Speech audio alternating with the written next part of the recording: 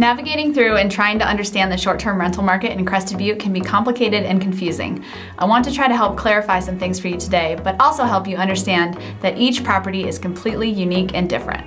The biggest thing to understand is that most properties here will not cash flow, meaning the rent you receive won't be able to pay all of your carrying expenses like mortgage, HOA fees, property taxes, and insurance, and have money, aka a profit left over. Most of the properties here are going to cover your expenses and your carrying costs, but not have a profit. A lot of it depends on whether you have a mortgage, which rental company you use, and how often you use the property yourself. You also need to understand if there are any limitations to rentals in the area you choose.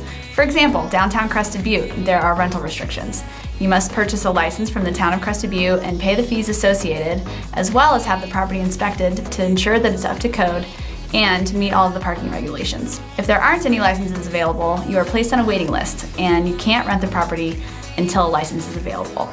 Also, licenses are non-transferable, so if you purchase a property with a license, it's not going to transfer to you at closing.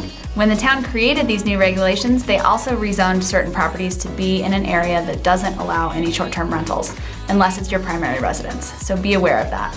Mount Crested Butte just started a licensing program for short-term rentals as well, but there is not a limit to how many licenses they will offer.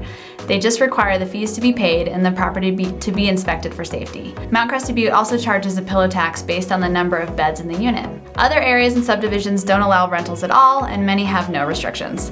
There are some condo complexes that insist you use their management company and don't allow owners to supplement their rentals with VRBO or Airbnb rentals, which makes things easier for those that really don't want to be involved and that want a turnkey service. Typically, you'll see a 50-50 or 60-40 rental split between you and the management company in those cases. There are complexes that will allow you to use Airbnb, VRBO, and any property management company of your choice. In these cases, you can see management splits anywhere from 70-30 to 80-20.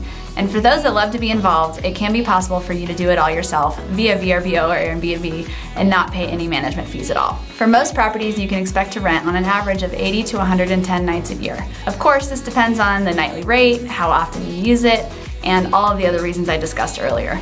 You really need someone to help you understand this, and I would love to be of service for you.